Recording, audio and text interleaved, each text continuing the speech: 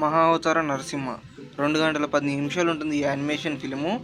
And ఈ animation ఫిల్మ్‌లో ఎక్కడ చూసినా సరే మీకు కనిపించేంత క్వాలిటీ యానిమేషను ఇప్పటివరకు మనం చూసిన సినిమాల్లో ఎక్కడ కనిపించదనమాట యానిమేషన్ సినిమాల్లో. అండ్ మన ఇండియాలో వచ్చిన బెస్ట్ యానిమేషన్ మూవీస్ లిస్ట్ తీస్తే ఈ మూవీ ఖచ్చితంగా ఉంటుంది. అండ్ ఈ మూవీ రిలీజ్ అయ్యి దగ్గర దగ్గర 10 రోజుల వరకు అవుతుంది. ఈ మూవీకి బయట బ్లాక్ బస్టర్ టాక్ అయితే నడుస్తుంది. అండ్ చాలామంది అయితే ఈ మూవీకి అయితే స్టార్టింగ్ వల్ల ఇప్పుడు టికెట్ ప్రైజెస్ ఎక్కువగా పెరిగాయి, హౌస్ఫుల్ అయితే ఎక్కువ అవుతున్నాయి ఈ మూవీకి. అండ్ మూవీ రివ్యూ విషయానికి వచ్చేస్తే స్టోరీ వైజ్గా చూసుకున్నట్టయితే మనకు నరసింహ ప్రహ్లాద స్టోరీ మనకు చాలా అప్పటి నుంచి తెలిసింది. అండ్ ఈ స్టోరీకి యానిమేషన్ మిక్స్ అయితే నెక్స్ట్ లెవెల్లో అయితే థియేటర్లో ఊపేస్తుంది అనమాట ఈ మూవీ. అండ్ నాకు మాత్రం చాలా బాగా నచ్చింది యానిమేషన్ పరంగా చూసుకున్నా, అలాగే స్టోరీ పరంగా అండ్ స్క్రీన్ ప్లే చాలా బాగుంది. అండ్ అక్కడక్కడ 4 పాటలు ఉంటాయి అన్నమాట ఈ మూవీలో. టైమింగ్ మాత్రం బాగుంటుంది.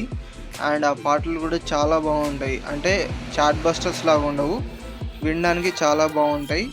సో నాకైతే చాలా బాగా నచ్చాయి ఆ పాటలు. అండ్ మూవీలో స్టోరీని ఎక్కడ డిస్టర్బ్ చేయకుండా నీట్గా తీసుకెళ్ళిపోతారనమాట స్క్రీన్ ప్లే, అది చాలా బాగుంటుంది. అండ్ అలాగే ఎలివేషన్ షాట్స్, యాక్షన్ షాట్స్ ఇవన్నీ చాలా బాగున్నాయి మూవీ మొత్తం. అండ్ నాకు చాలా బాగా నచ్చింది అయితే క్లైమాక్స్లో నరసింహస్వామి ఎంట్రీ అండ్ ఆ ఫైటింగ్ సీన్స్ అనేవి చాలా బాగున్నాయి.